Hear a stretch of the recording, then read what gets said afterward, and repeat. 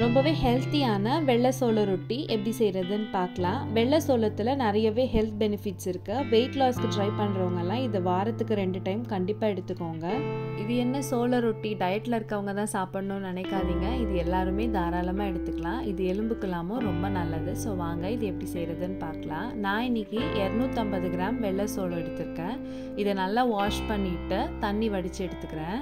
உங்களுக்கு இந்த மாவு அரைக்க டைம் இல்லைன்னா இப்போ இந்த மாவெல்லாம் கடையிலேயே ஈஸியாக கிடைக்கிது. ஸோ வாங்கி யூஸ் பண்ணிக்கோங்க. தண்ணி நல்லா வடிஞ்சதுக்கப்புறமா ஒரு தட்டில் போட்டுட்டு நான் இதை நல்லா ஆற வச்சு எடுத்துக்கிறேன். நான் இன்றைக்கி ஃபேன் கீழே தான் காய வைக்க போகிறேன். உங்களுக்கு வெயில் இருந்துச்சுன்னா வெயிலையும் காய வச்சு எடுத்துக்கோங்க. முடிஞ்ச அளவுக்கு ஈரம் இல்லாத மாதிரி நல்லா காய வச்சு எடுத்துக்கோங்க. இப்போ வெள்ளை சோளம் நல்லா காஞ்சிடுச்சு, கொஞ்சம் கூட ஈரம் இல்லை. இப்போ இதை நம்ம ஒரு பேனில் சேர்த்து ட்ரை ரோஸ்ட் பண்ணி எடுத்துக்கலாம். நம்ம வெயிலில் காய வைக்கிறதா இருந்தால் ட்ரை ரோஸ்ட் பண்ணணும்னு அவசியம் இல்லை, அப்படியே பொடி பண்ணிக்கலாம். இந்த ஸ்டெயின்லெஸ் ஸ்டீல் ஃப்ரை பேன் நான் அமேசான்லேருந்து வாங்கியிருந்தேன். ரேட் ரொம்பவே கம்மி, அதே சமயத்தில் குவாலிட்டியும் ரொம்ப சூப்பராக இருக்குது. இதுக்கான லிங்க் மேலே கார்ட்ஸில் கொடுக்குறேன், செக் பண்ணி பாருங்கள். லோ ஃப்ளேமில் வச்சு நல்லா வாசனை வர வரைக்கும் வறுத்துக்கோங்க. இந்த மாதிரி மில்லட் ரெசிபீஸ் எல்லாம் உங்களுக்கு பிடிக்கும், நீங்கள் சாப்பிட்டுட்டு இருக்கீங்கன்னா மறக்காமல் என்னோட சேனலை சப்ஸ்கிரைப் பண்ணி வச்சுக்கோங்க. இனி அடுத்தடுத்து வர வீடியோஸ் மில்லட் வச்சு தான் இருக்க போகுது. நல்லா வறுத்தாச்சு. இப்போ சூடு ஆறினதும் ஒரு மிக்சர் ஜாரில் சேர்த்துட்டு முடிஞ்ச அளவுக்கு பொடி பண்ணிக்கோங்க. ரொம்ப பொடியாக வராது, லேசாக திருன்னு தான் இருக்கும், பரவாயில்ல. நீங்கள் பல்கான குவான்டிட்டியில் அரைச்சி வச்சுக்கிறதா இருந்தால் மாவு மில்லில் கொடுத்து அரைச்சிக்கோங்க, அப்போ நல்லா நைஸாக கிடைக்கும். இந்த சோள மாவு வறுத்து அரைக்கும் போது அதோட வாசனையே ரொம்ப சூப்பராக இருந்துச்சு. நம்ம கடையில் வாங்குகிற மாவோட என்ன மிக்ஸ் பண்ணுவாங்க நமக்கு தெரியாது. ஸோ முடிஞ்ச அளவுக்கு டைம் இருக்கிறவங்க வீட்டிலையே இந்த மாதிரி ரெடி பண்ணி வச்சுக்கோங்க.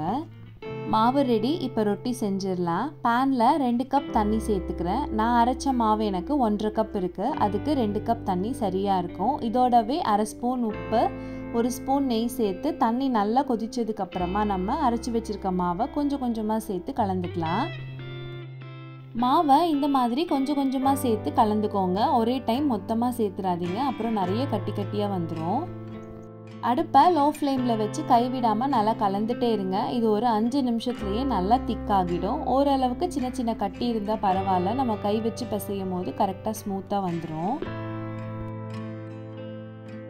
நம்ம சேர்த்த தண்ணியெல்லாம் உறிஞ்சு மாவு நல்லா இந்த அளவுக்கு டைட் ஆனதும் அடுப்பை ஆஃப் பண்ணிவிட்டு மூடி போட்டு ஒரு 10 நிமிஷம் அப்படியே விட்டுறலாம். சூடு கொஞ்சம் ஆறட்டும்.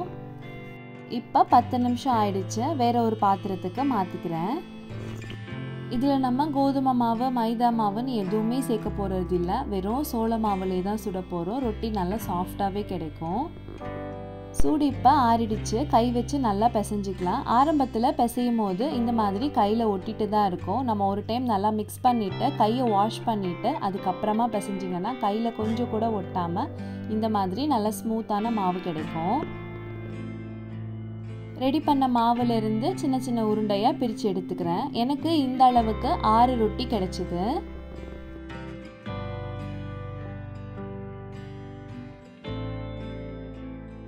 அரைச்ச சோள மாவில் கொஞ்சம் மட்டும் எடுத்து வச்சுருக்கேன். அதை நல்லா தொட்டுட்டு வழக்கம் போல் சப்பாத்தி தேய்க்கிற மாதிரி தேய்ச்சிக்க வேண்டியதான். ரொம்ப மெல்லிஸாக தேய்ச்சிடாதீங்க, கொஞ்சம் திக்காகவே இருக்கட்டும். நல்லா ஒரு அழகான ரவுண்ட் ஷேப் இருக்கணுன்றதுக்காக ஒரு மூடி வச்சு ஷேப் பண்ணிக்கிறேன். இது ஆப்ஷனல் தான், உங்களுக்கு வேண்டான்னா ஸ்கிப் பண்ணிவிட்டு அப்படியே செஞ்சுடுங்க. இந்த மாவு கொஞ்சம் கொல கொலன்னு தான் இருக்கும். நீங்கள் ரொம்ப மெல்லிஸாக தேய்ச்சிட்டிங்கன்னா கல்லுலேருந்து எடுக்கவே முடியாது. நல்ல சூடான தோசைக்கல்லை போட்டு நல்லா 2 சைடும் திருப்பி போட்டு வேக வச்சு எடுத்துக்கோங்க. மேலே கொஞ்சமாக நெய்யோ இல்லை எண்ணெயோ சேர்த்துக்கோங்க. நல்லா சூப்பரான ரொட்டி ரெடி ஆகிடும். இந்த சோள ரொட்டியை கண்டிப்பாக ட்ரை பண்ணி பார்த்துட்டு உங்களோட கமெண்ட்ஸை மறக்காமல் என்னோட ஷேர் பண்ணிக்கோங்க. இந்த மாதிரி இன்ட்ரெஸ்டிங்கான ரெசிபீஸ் தெரிஞ்சுக்கணுன்னா சேனலை சப்ஸ்கிரைப் பண்ணி வச்சுக்கோங்க. தேங்க்யூ.